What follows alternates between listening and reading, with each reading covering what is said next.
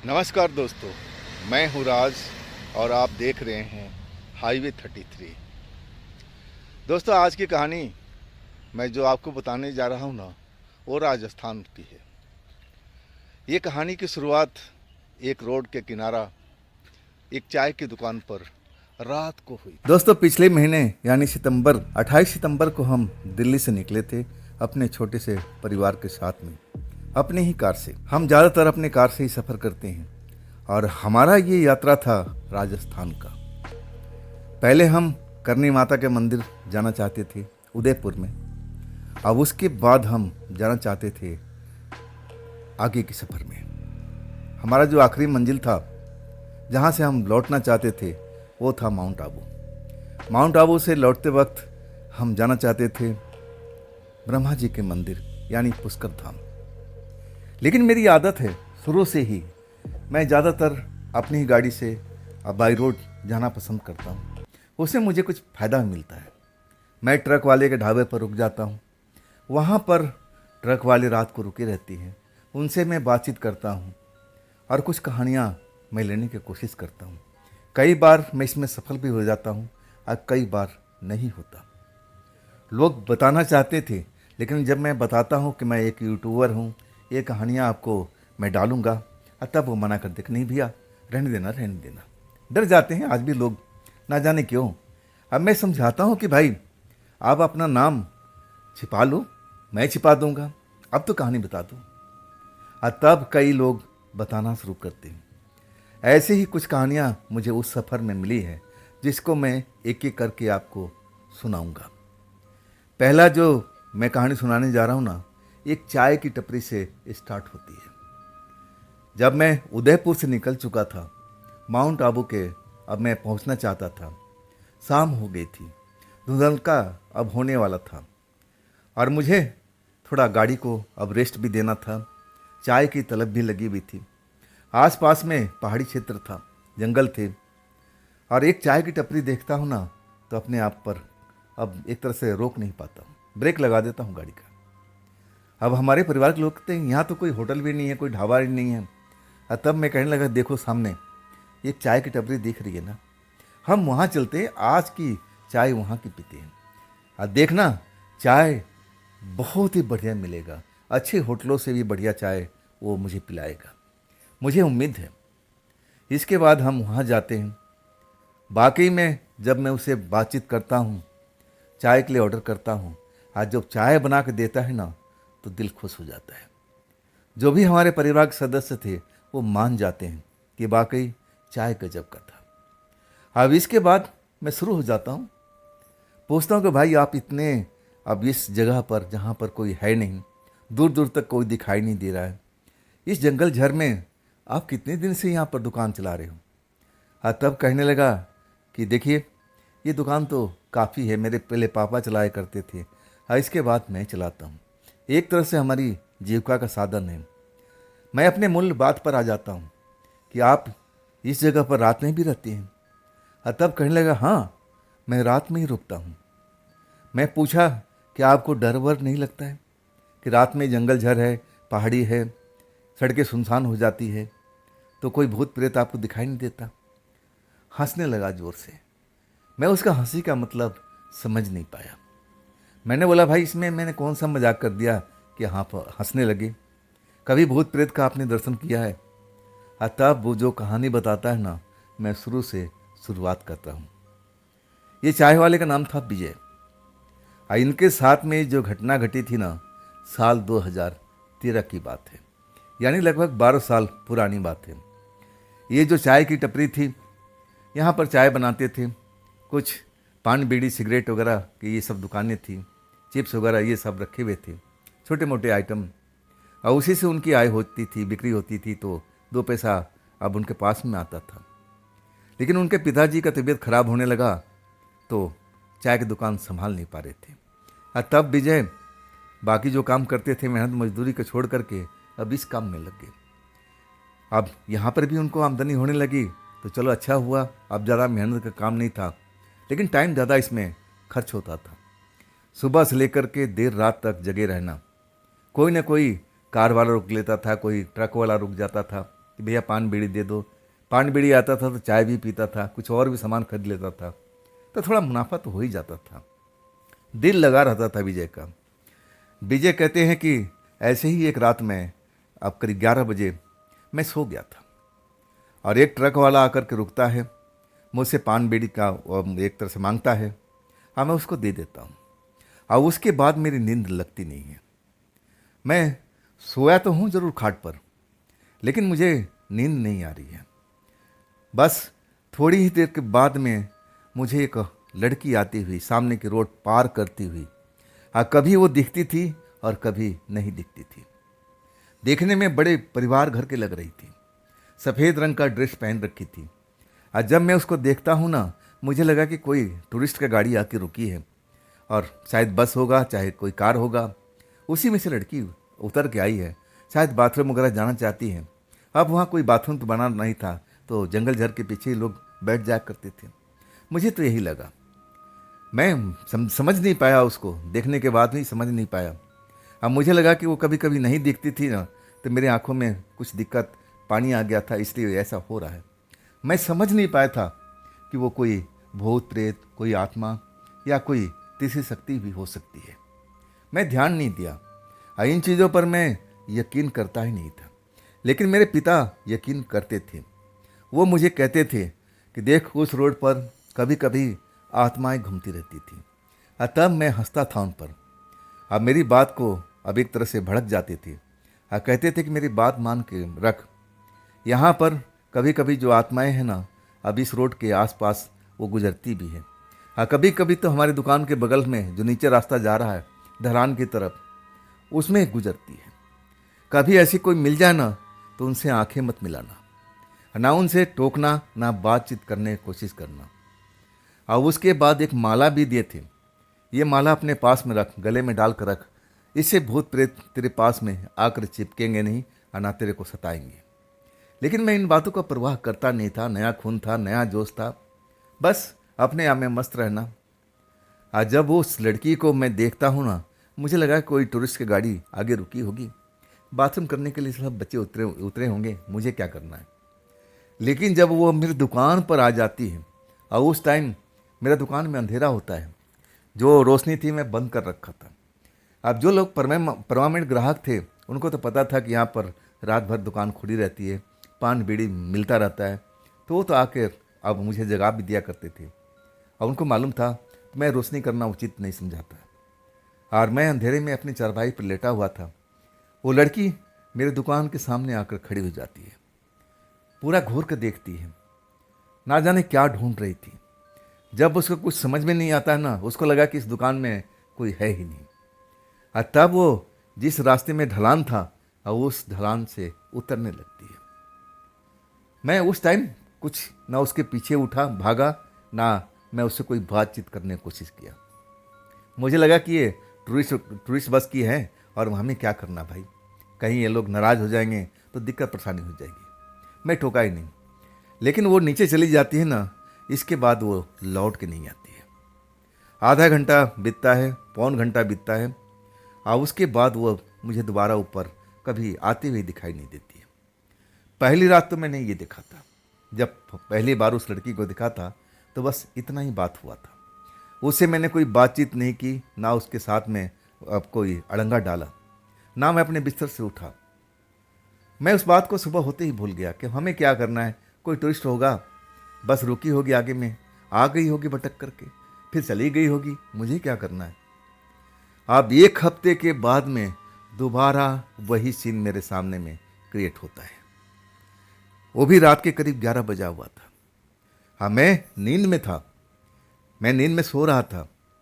अचानक जैसे मेरा नाम लेकर के कोई पुकार रहा हो, विजय विजय विजय। मेरी आँख खुल जाती है। मुझे लगा कि कोई ट्रक वाला होगा, कोई जीप वाला होगा, बीड़ी वगैरह मांग रहे होंगे, तो मैं अपनी आंखें खोल देता हूँ।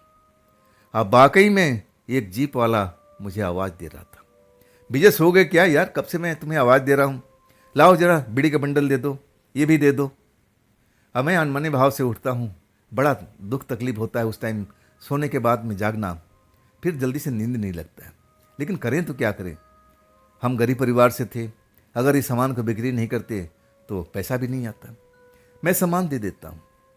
अब इसके बाद मुझे नींद नहीं आती है। जैसे उस रात को हुआ था ना, ऐसे ही आज भी हो जाता है। मैं अपनी चारपाई पर लेटा रहता हूँ, आराम से आंखें खुली हुई है। नींद लाने की कोशिश करता हूँ कि आंखों में नींद कब आ जाए, मैं सो जाऊँ, लेकिन सो नहीं पाता। और तभी वही लड़की मुझे फिर रोड क्रॉस करके आती हुई दिखाई देती है। लेकिन इस बार वो गायब नहीं होती, बिल्कुल साफ दिखाई देती है। आती है, मेरे दुकान के सामने खड़ी हो जाती है।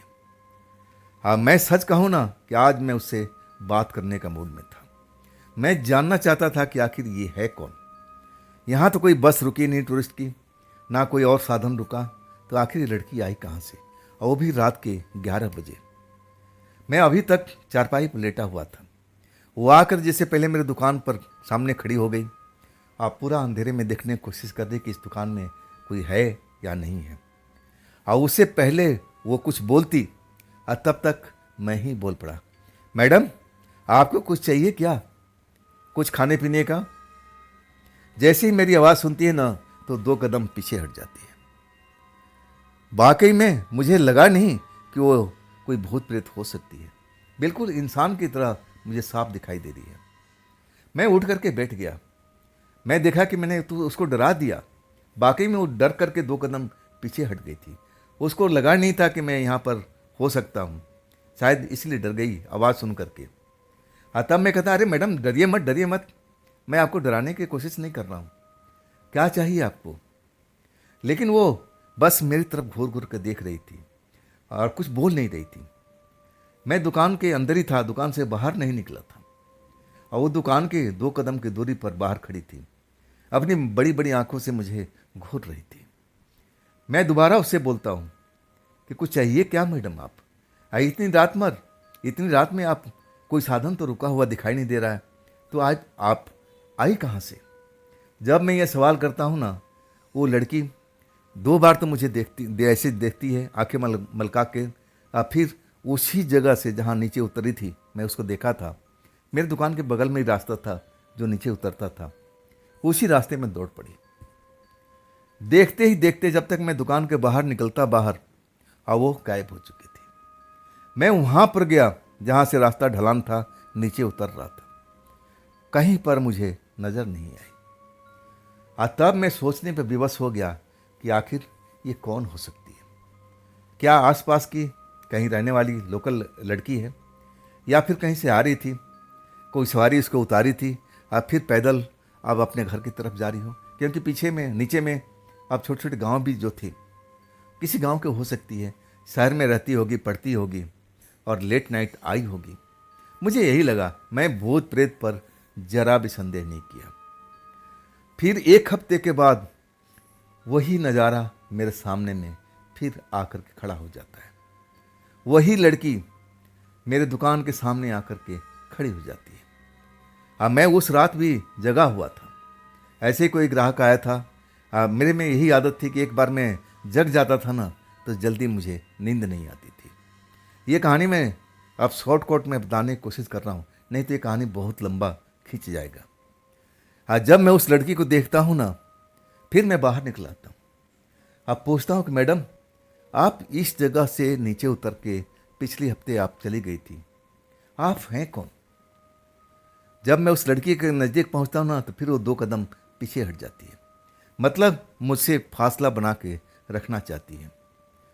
मैं उसे बार बार पूछता हूँ कि मैडम आपको कुछ चाहिए, आप शहर में रहती हैं, यहाँ नीचे आपका घर है क्या।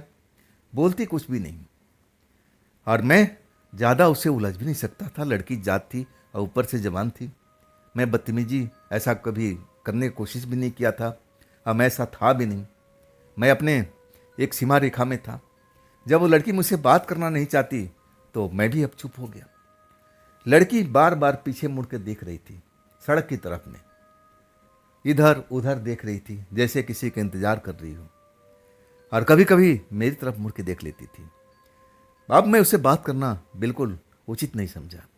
जब वो मुझसे बात करने की इच्छुक नहीं है, तो मैं भला उससे बात क्यों करूं। मैं एक तरह से बस 2-4 मिनट हुआ था, और फिर वो लड़की बिना कुछ बोले हुए उसी रास्ते से नीचे उतर जाती है। मैं जा करके देखता हूँ कि आगे आखिर गई कहाँ। जब मैं ढलान पर खड़ा होकर देखता हूँ ना, तो वो गायब हो चुकी होती है। अभी भी मुझे अब जरा भी संदेह नहीं हुआ कि कोई प्रेतात्मा है या कोई तीसरी शक्ति है। अब ऐसा कुछ समझ में आया नहीं मुझे। मैं अपने चरपाई पाकर लेट जाता हूँ और नींद लाने की कोशिश करता हूँ। 10 मिनट 15 मिनट इतना ही बीतता है और तभी मैं एक वैसे ही लड़के को देखता हूँ जो सफ़ेद वस्त्र में मुझे दिखाई देता है और वो रोड पार करके वो भी आ रहा है। आ करके मेरी दुकान के सामने खड़ा हो जाता है और देखने में वो भी गोरा चिट्ठा, बड़े बड़े बाल, मोटे मोटी आंखें, किसी राजकुमार से कम दिख नहीं रहा था। कपड़े भी अच्छे पहन रखे थे। जब मैं उसको देखता हूँ ना, तो मुझे कुछ समझ में नहीं आता कि पहले वो सुंदर सी लड़की आई, अब फिर कुछ देर के बाद में ये लड़का आता है। मामला क्या है? कहीं आपस में इनका प्रेम तो नहीं है? लड़की ने अब यही तो बुलाई नहीं कि यहाँ पर आ जाओ, मैं यहीं पर मिलूंगी, लेकिन वो तो नीचे जा चुकी है। मैं उस लड़के से कुछ बोलता नहीं हूँ। चुपचाप वो लड़का मेरी तरफ, दुकान की तरफ देखता है और फिर उसी रास्ते पर जिधर लड़की गई थी उधर उतर जाता है। उसके जाने के बाद मैं दुकान से बाहर निकल कर देखता हूँ, जैसे वो लड़की अब गायब हो गई थी, वो लड़का भी गायब हो गया था। कमाल की बात थी, इतनी जल्दी लोग कहाँ चले गए। खैर, मैं भी अभी डरा नहीं इस बात से और अपनी दुकान पर आ करके आराम से मैं सो गया। मुझे क्या है, कौन लोग आ रहे हैं, कौन लोग जा रहे हैं, मैं किसी को चौकीदारी थोड़ी कर रहा हूँ। लेकिन थोड़ा अजीब सा लगा तो मैं अब जाग गया था और उसके पीछे थोड़ा जाकर देखना भी चाहा। बात ख़त्म हो गई थी। मैं बिल्कुल भी उन लोगों से डरा नहीं था। मुझे समझ में नहीं आया कि वो लोग हैं क्या। इंसान जैसे दिख रहे थे तो मेरी नज़र में इंसान ही थे। खैर, इसके बाद 15 दिन तक वो ना लड़का ना लड़की कोई भी मुझे दिखाई नहीं देते। और उस रात ज़्यादा वक्त भी नहीं हुआ था, 10 साढ़े 10 का टाइम था। अभी अभी थोड़ी देर पहले एक ट्रक वाला बीड़ी माचिस लेके गया था। अब मैं जगा हुआ था। अब मैं सोने की कोशिश कर रहा था, लेकिन अभी नींद नहीं आ रही थी। और तभी मैं उस लड़की को रोड पार करके आते हुए देखा। वो आ करके और ठिठक करके रुक गई मेरी दुकान के सामने में, जैसे मेरे से कोई बातचीत करना चाहती है। उसको मालूम है कि यहाँ पर कोई है, क्योंकि पहले भी मैं उसको देख चुका था। जब काफ़ी देर खड़ी हो जाती है, मैं उससे बोलने की कोशिश नहीं करता हूँ। मुझे लगा कि नहीं, जब ये लड़की मुझसे बात नहीं करती तो मैं भला उससे बात क्यों करूँ। हाँ, तब वो मुझे आवाज़ देती, भैया भैया 1 मिनट मेरी बात सुनोगे। बड़ी ही आवाज़ बहुत ही मीठी थी। मैं जवाब देता हूँ कि हाँ जी मैडम जी, बताइए, आपको कुछ चाहिए, कोई सामान चाहिए? हाँ, तब कहती, नहीं भैया, सिर्फ 2 मिनट के लिए आप दुकान से बाहर आइए। जब बुलाती है ना, तब मैं दुकान से बाहर निकलता हूँ। बाहर निकलने के बाद जैसे उसके पास जाता हूँ ना, 2 कदम फिर वो पीछे हट जाती है। मतलब एक फासला मेंटेन करके रखना चाहती है। अब मैं अपनी जगह पर खड़ा हूँ। मुझे लगा कि लड़की जरूर अच्छे परिवार की है, अच्छे कपड़े लत्ता पहन रखी है, देखने में भी सुंदर लग रही है, और ना जाने क्यों मुझे आज आवाज़ दे रही थी। तब मैं पूछने लगा कि हाँ मैडम जी, बताइए क्या सेवा कर सकता हूँ आपका। आप कुछ पूछ रही थी। तब कहने लगे, भैया मैं किसी को ढूंढ रही हूँ। मैंने बोला, किसको ढूंढ रही हैं इस रात में? यहाँ रात में अब कौन मिलेगा आपको? मैं तो यहाँ चाय की दुकान चलाता हूँ, इसलिए मैं आपको मिल जाता हूँ, न तो इस जंगल झर में कौन भला रात को मिलेगा। अब आते जाते ट्रक वाले रुकते हैं, इससे मेरा धंधा पानी चलता है। मैं अपनी कहानी बताने लगा। तब कहने लगे, भैया ऐसी बात नहीं है, मेरा एक दोस्त है, मैं उसको ढूंढ रही हूँ। क्या आपने आज उसको आते हुए देखा यहाँ पर? हम लोग इसी रास्ते से नीचे उतर जाते हैं। मैं काफ़ी दिनों से परेशान हूँ और वो मुझे मिल नहीं रहा है। मैं कहने लगा कि मुझे याद आ गया था कि मैं पिछली बार में ऐसा ही कुछ देखा था। वो लड़की पहले गई थी और उसके करीब 10-15 मिनट के बाद में वो लड़का भी आकर मेरी दुकान पर रुका था। इधर उधर देखने के बाद में वो भी उसी रास्ते पर चला गया था। और तब मैंने उसको बताया कि हाँ हाँ मैडम, मुझे याद आ गया, पिछली बार आप आई थी ना दुकान पर, जैसे ही आप गई 10-15 मिनट के बाद में वो ऐसे ही लड़का जैसे आप बता रहे हैं ऐसे आकर के और उसी रास्ते पर गया था। उसकी आंखों में चमक आ गई। कहने लगी, भैया आपने देखा था ऐसा रंग रूप उसका? मैंने बोला हाँ हाँ बिल्कुल, जैसा आप बता रही हो वैसे ही है। भैया अभी आया है क्या वो? मैं कहने लगा नहीं मैडम जी, अभी तो मैंने नहीं देखा। तब उदास सी हो गई। मैं पूछने लगा कि मैडम जी बात क्या है, कौन लगता है आपका वो, और कहाँ रहती हैं आप? मैं देख रहा था उसकी आंखों से आंसू निकल रहे थे। मुझे बड़ा अजीब लगा, अच्छा नहीं लग रहा था उसका रोना मुझे। तब मैं कहने लगा मैडम जी आप रो क्यों रही है, बात क्या है, कुछ समस्या है तो मुझे बताइए।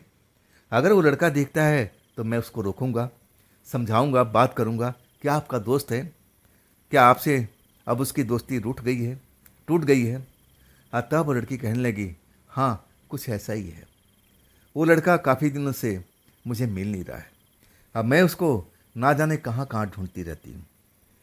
मैं कहने लगा कि मैडम जी देखने से तो आप शहर की लगती हो, लेकिन आप यहाँ नीचे कहाँ जाती हो? तब वो लड़की कहती है भैया नीचे एक जगह पर हम जा कर के उसका इंतज़ार करते हैं, और वो लड़का उसी जगह पर मुझे मिलता था। वो मेरा प्रेमी है, लेकिन काफ़ी दिनों से वो मुझसे मिल नहीं रहा है। ना जाने उसके मन में क्या चल रहा है। वो बता बता के लड़की रोने लगी।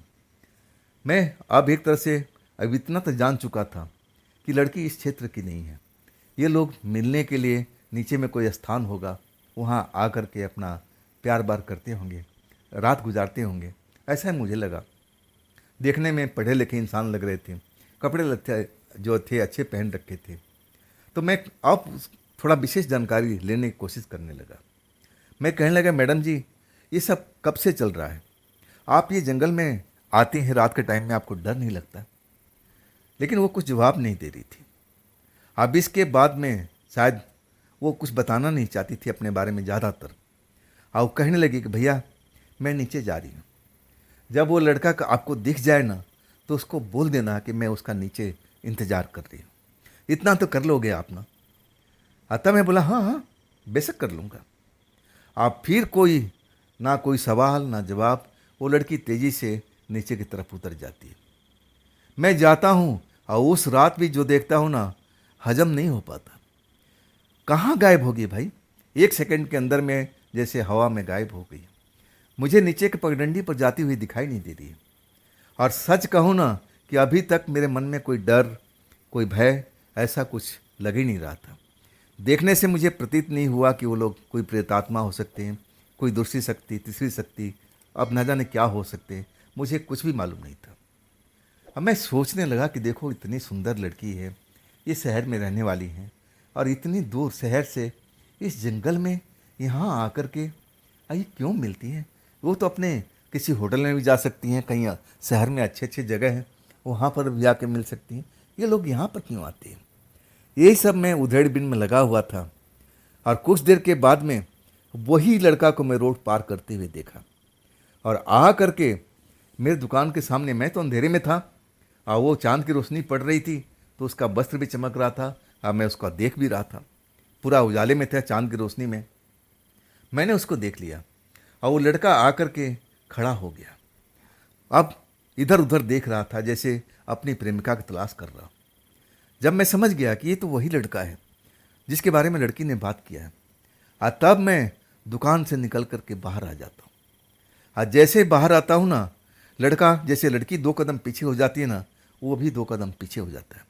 अब बड़ी बड़ी आंखों से घूर करके मुझे देखने लगता है जैसे मैं उसके लिए एक अजूबा हूँ। और तब कहता हूँ भैया आप उस सुंदर लड़की को ढूंढ रहे हो ना? उसके मुंह से आवाज़ नहीं निकली और आंखें उसकी फैल गई थी, बड़ी बड़ी हो गई थी, बड़ा विचित्र उसकी आंखें लग रही थी। मैं उसका वो डरने की कोशिश नहीं किया, जैसे उसकी आंखें थी ना, अगर मेरी जगह पर कोई दूसरा होता ना तो बिल्कुल डर जाता, लेकिन मैं डरा ही नहीं। मैं कहने लगा भैया आप उस सुंदर लड़की को देख रहे हैं ना, वो नीचे में गई हुई है, वो आपका इंतज़ार कर रही है। बस मैं इतना ही बोला था और जैसे उसका पारा गर्म हो गया हो, अब वो 2 कदम पीछे जो हटा था ना, वो 2 कदम और आगे आ गया और आते ही अपना हाथ बढ़ाकर मेरे गले में लगा दिया और मुझे हवा में ऊपर अग्द उठा दिया। उसके मुंह से डरावनी डरावनी सी आवाज़, गुस्से वाली आवाज़ निकल रही थी। जब मैं इसका अब अपने आप को देखता हूँ इन हालत में, तो मैं भी एकदम भौचक्कर रह जाता हूँ कि भला मैंने इसका क्या बिगाड़ा भाई? मैं तो बता दिया कि लड़की आपका नीचे इंतज़ार कर रही है, आप नीचे चले जाइए। मैंने कौन सा बुरा किया था? और लड़का इतनी सी बात पर भड़क गया था, अब मुझे मारने पर उतारू हो गया था। ऐसा लग रहा था ना कि मुझे अब नीचे फेंक देगा, खाई के अंदर फेंक देगा, ऐसा मुझे अब प्रतीत हो रहा था। उसका गुस्सा देख करके मैं बिल्कुल कांप गया था, डर गया था।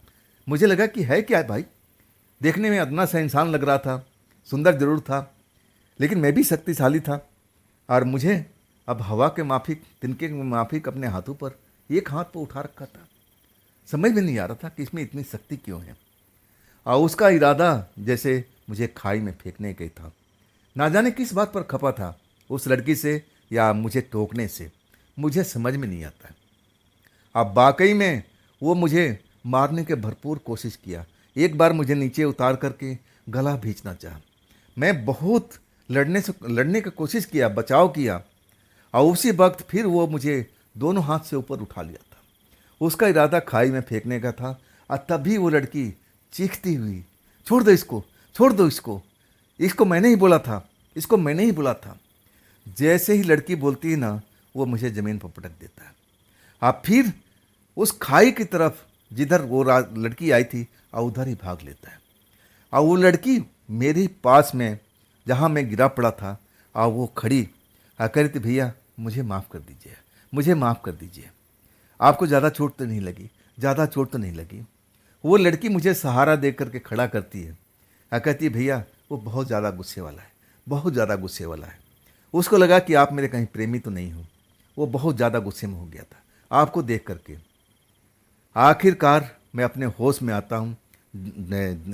मेरे शरीर में दर्द हो रहा था। मैं दर्द को अब एक तरह से महसूस कर रहा था। हाँ, मैं कुछ बोलना चाहता था, लेकिन उस वक्त में मेरे को आवाज़ नहीं निकल रही थी। और वो लड़की कहने लगी, भैया मुझे माफ़ कर दीजिए। वो गुस्से में हो गया था। वो ऐसे ही है, वो ऐसे ही है। अब इसके बाद वो लड़की फिर उसी खाई वाले रास्ते में दौड़ती हुई चली जाती है।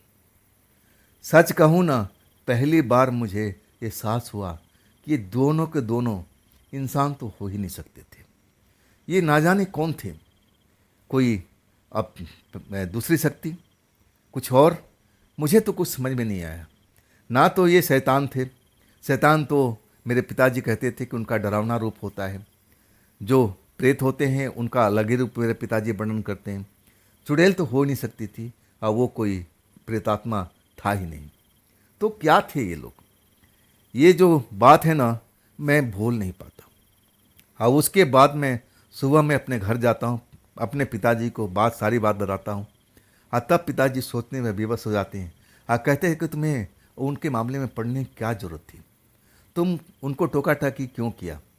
जैसा चल रहा था उनको चलने देते। वो इसीलिए लड़का नाराज़ हो गया। उसको लगा कि तुम उस लड़की के साथ में अब प्रेम तो नहीं कर रहे हो। उस लड़की से तुम्हारी जानकारी कैसे हुई? वो लड़की तुमसे कैसे मिली? इसीलिए वो गुस्से में आ गया था। मैं पूछना चाहा कि पिताजी ये क्या है? तब कहने लगे कि मुझे भी नहीं मालूम। लेकिन उसके बाद मैं काफ़ी दिन तक दुकान पर नहीं गया था। लेकिन करें क्या? तब पिताजी कहने लगे कि अपने गले में वो माला डाल कर रखता ना, तब तुझे कोई छू नहीं सकता। ये माला एक बाबा ने मुझे दिया है। जब तक मैं इस दुकान पर चलाया हूँ, रहा हूँ, मैं हमेशा माला को धारण करके रहता था। लेकिन तू तो नया जवानी का लोग है ना, नया जोश है, नया खून है, तू तो मेरी बात को समझता नहीं है। अभी भी वक्त है, इस माला को धारण कर ले। सच कहूँ ना, उसके बाद उस माला को मैं धारण कर लेता हूँ। और आज भी वो गले में मेरा माला है। इस माला को मैं कभी उतारता नहीं। अब इसमें ज़रूर कोई शक्ति होगी। तभी तो उसके बाद में वो लोग कभी मुझे दिखाई नहीं देते। वो लोग क्या, कोई भूत प्रेत ऐसी कोई शक्ति मेरी दुकान की तरफ आती भी नहीं है। तो दोस्तों, ये थी आज की कहानी। ये कहानी आपको कैसी लगी कमेंट में ज़रूर बताइएगा।